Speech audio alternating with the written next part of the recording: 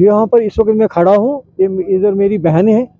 जिस वक्त मॉर्निंग में हमने सुना ये हादसा हुआ है तो मैं यहाँ फटाफट आया अपनी बहन की फैमिली को देखने के लिए। जब मैंने यहाँ पर ये हालत देखी है, सारा हाउस बोट इनका जल गया, इनकी फैमिली का कुछ बच्चे बच्चों का भी पता नहीं कैसे उठाया, कैसे कहाँ रखा है। ढूंढते ढूंढते इनको अल्लाह का फजल ये है, सब जान तो सेफ है, कोई टूरिस्ट कोई अपना लोकल वगैरह नहीं मरा है। लेकिन हादसा ये बड़ा हुआ है कि 5 हाउस बोट इनका जल गया और वो हट्स थे जिनमें रहते थे वो भी जल गए। इनके पास अभी कुछ भी नहीं है यहाँ पे। अभी सवेरे 5 बजे ये आग यहाँ पे नमूदार हुई है, तो शॉर्ट सर्किट की वजह बोला जाता है इसको। हमने जो हमारी इन्फॉर्मेशन हुई है कि शॉर्ट सर्किट की वजह से हुआ। अभी विंटर्स का टाइम है तो आपको पता है कि पावर जो होता है, लोडिंग जो होती है वो ज़्यादा इन ट्रांसफार्मर्स पे होती है। और हमारी यही डिमांड थी कि है भी कि जो हमारे यहाँ पुराने ट्रांसफार्मर्स हैं उनको रिप्लेस किया जाए और जो नए हैं कुछ एक्स्ट्रा भी देने चाहिए, क्योंकि लोड कम से कम डिस्ट्रीब्यूट हो जाए। और विंटर्स में ये टूरिस्ट जो हमारे पास आती है, टूरिस्टिक प्लेस है, मानी जानी जगह है और हाउस बोट्स में टूरिस्ट रहते हैं ड्यूरिंग विंटर्स, तो फैसिलिटी ज़्यादा होनी चाहिए जहाँ तक गर्मी का सवाल है। तो अब हमें भी मॉडर्न टेक्निक से चलना पड़ता है, उसके लिए हमें इलेक्ट्रिसिटी की अशद ज़रूरत रहती है और एक अच्छी खासी वोल्टेज की ज़रूरत रहती है।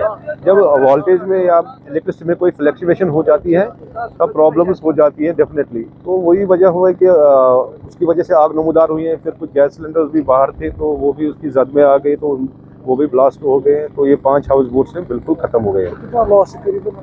अगर आप देख लीजिए, आप खुद इसमें अंदाज़ा ही हम नहीं कर सकते। हम एक रफली एस्टिमेट बताते हैं 30-35 करोड़ का तो होगा ही होगा, उससे ज़्यादा ही होगा, कम भी नहीं होगा। अच्छा, ये क्या बैकग्राउंड क्या है कि जो छोटी सी आग नमूदार तो बड़ी बन जाती है जल्दी, इसका क्या होता है? देखिए इसमें क्या है, हमारी एक लॉन्ग पेंडिंग डिमांड है कि हमें यहाँ ज़्यादा से ज़्यादा फायर फाइटर्स होने चाहिए लेक में, और जो उनका स्टाफ है वो भी 24/7 यहाँ पे अवेलेबल होना चाहिए।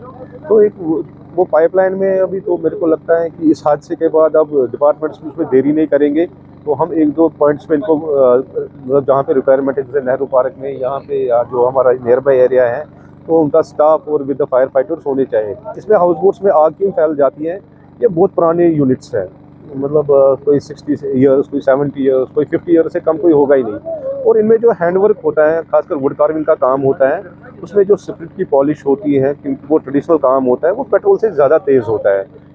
अगर थोड़ी सी भी चिंगारी कहीं लगती है तो वो फायर को कैच करता है। और हाउस बोट पूरा वुडन होता है, इसमें कोई सीमेंटेड या कोई पत्थर का काम नहीं होता है कि जो आग को ज़्यादा फैले ना दे। एकदम ये दूसरे हाउस बोट को कैच करता है, दूसरे से तीसरे में जाता है। फिर जो हमारे यहाँ लोकल्स हैं या बाकी जो सोर्सेज हैं यहाँ पे, जैसे ऑन स्पॉट जो लोग आते हैं, सीआरपीएफ आती है, पुलिस आती है, फायर सर्विस वाले आते हैं, जो भी यहाँ पे होता है हम सब उनका शुक्रगुजार हमें।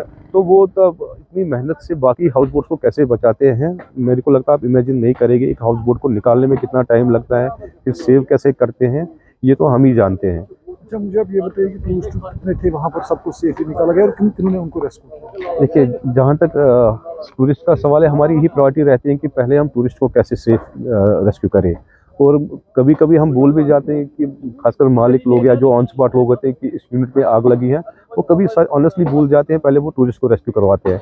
तो हमारी नॉलेज में जो अभी तक इन्फॉर्मेशन हमारे पास है, सब टूरिस्ट को सेफली निकाला गया जितने भी थे। तो उनके सामान बिल्कुल जो है, या उनको जो बच्चे तो उनको सेफली पैसेज दिया गया, तो उनको पहले रेस्क्यू किया गया है।